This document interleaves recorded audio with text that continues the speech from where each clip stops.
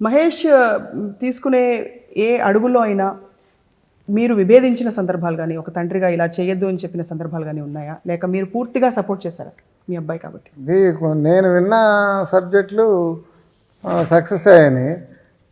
ఇప్పుడు నాని సబ్జెక్ట్ నేను వినలేదు, నేను వింటే వద్దనేవాడిని. ఎందువల్ల వద్దనేవారంటే ఏమన్నా? ఏంటంటే చిన్న కుర్రాడు పెద్దాడిగా కనపడటం, ఇమేజ్ ఉన్న ఆర్టిస్ట్తో అది సక్సెస్ అవ్వదు. అయితే తమిళ్లో సక్సెస్ అయింది. తమిళ్లో న్యూ ఫేస్, ఆ డైరెక్టర్ యాక్ట్ చేశాడు హీరోగా, తమిళ్లో హిట్ అయింది. మహేష్ ఇమేజ్కి సరిపోయిన సబ్జెక్ట్ కాదు అది. అవును, కాబట్టి మీరు వద్దనేవారు కానీ వినలే, అసలు వినలేదు. మీరు వినలేదు. మీరందరూ కలిసి ఫ్యామిలీ టైం ఎలా ఎంజాయ్ చేస్తుంటారు? మీరు ఇంకా వంట చేస్తూ ఉంటారు? ఫ్యామిలీ టైమా? భోజనాలు వడ్డించేది. భోజనాలు వడ్డించడం అప్పుడప్పుడు అందరినీ పిలుస్తుంటుంది భోజనానికి. పిల్లలందరూ వస్తుంటారు. మహేష్, నమ్రత, మంజు అందరూ వస్తుంటారు. వాళ్ళకి ఏంటంటే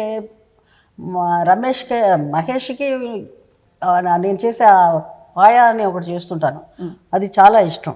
పాయా.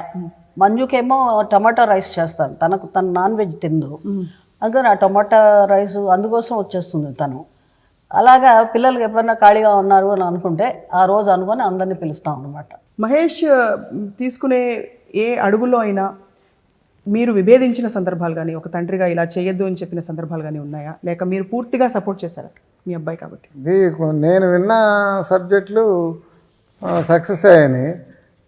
ఇప్పుడు నాని సబ్జెక్ట్ నేను వినలేదు, నేను వింటే వద్దనేవాడిని. ఎందువల్ల వద్దనేవారంటే ఏమన్నా?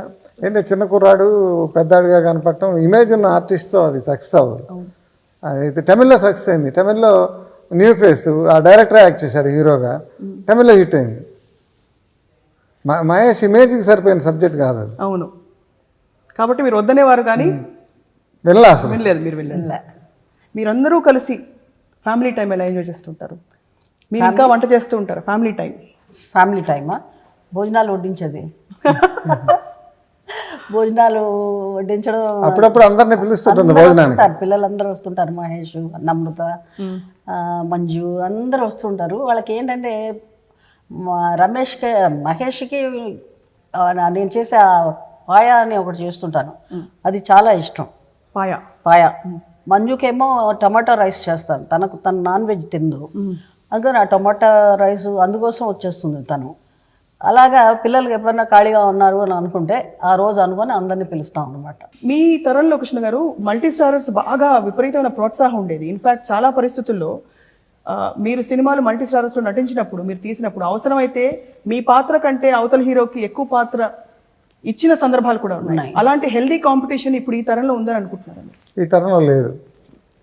అప్పుడు అసలు ఏవే ఆఫర్ వచ్చినా ఎవరితో యాక్ట్ చేయమన్నా సరే నేను చాలామందితో యాక్ట్ చేశాను. రామారావు గారితో, నాగేశ్వరరావు గారితో, సోహన్ బాబుతో, కృష్ణరాజుతో, రజనీకాంత్తో, శివాజీ గణేశన్తో, ఎంతోమందితో మల్టీ స్టారర్స్ యాక్ట్ చేశాను. అవును, అప్పట్లో అసలు ఈర్ష్యలు ఉండేవంటారా హీరోల మధ్య? లేవు. ఎవరి క్యారెక్టర్ వాళ్ళు బాగుండాలనుకుంటారే తప్ప ఎదుటి వాళ్ళు అది బాగోకూడదు అని ఎవరు అనుకునేవాళ్ళు కాదు. మీ కళని ఎక్స్ప్రెస్ చేయడం కాకుండా ఇంకా ఏ అంశాలు ఇండస్ట్రీ మిమ్మల్ని ఆకట్టుకుని మిమ్మల్ని అంత ర్యాపిడ్గా అన్ని ఆఫర్స్ సైన్ చేసే దిశగా మిమ్మల్ని పయనింపజేసాయి? నేను జనరల్గా ఇప్పుడు మనకు వచ్చిన సక్సెస్ని 10 మందికి పంచిపెట్టాలి అనే మనస్తత్వం నాది. మనకి సక్సెస్ అయింది, మనం 2 సినిమాలు యాక్ట్ చేసుకుంటే చాలు అని అనుకోకుండా మనం ఎన్ని సినిమాలు యాక్ట్ చేస్తే అంతమందికి పని దొరుకుతుంది పరిశ్రమలో. ఆ పద్ధతిలో ఆలోచించే నేను మ్యాక్సిమం ఒక సంవత్సరం 18 పిక్చర్స్ యాక్ట్ చేశాను. సంవత్సరంలో 18 పిక్చర్స్. ఇప్పుడు అసలు ఊహించి కూడా అంత ఇండస్ట్రీ కూడా అంత సినిమా తీయట్లేదు. అంటే అప్పుడు 30 days 25 daysలోనే సినిమా తీసేవాళ్ళు. ఇప్పుడు అసలు సంవత్సరం కూడా అదో 300 రోజులు 250 రోజులు అట్లా తీస్తున్నారు.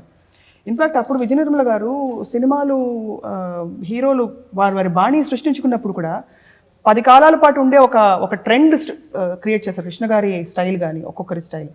ఇప్పుడు ఒక ట్రెండ్ వస్తుంది కానీ ఎక్కువ కాలం ఉండట్లేదు. ఒక ట్రెండ్ వర్కౌట్ కాకపోతే పరిస్థితులు అలాగా రిసీడ్ అయిపోతున్నాయి.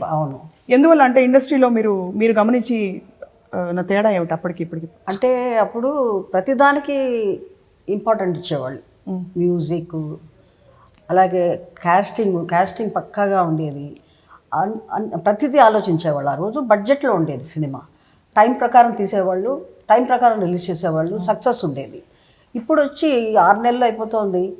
తర్వాత మ్యూజిక్ అసలు తెలుగు పాట పాడతారా ఏమిటి అనేది మన చెవులకి వినపడదు. అర్థం కావట్లేదు, పదాలు అర్థం ఊరికే కావట్లేదు. పదాలే అర్థం కాదు, సగం సగమే వస్తూ ఉంటాయి.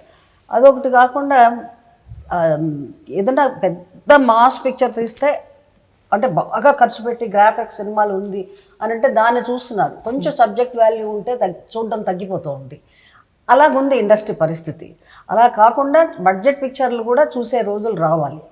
వస్తే డెఫినెట్గా మళ్ళీ వెనక రోజులు వస్తాయని నా నమ్మకం. వెనకటి రోజులు వస్తాయి, ఆ వైభవం వస్తుంది.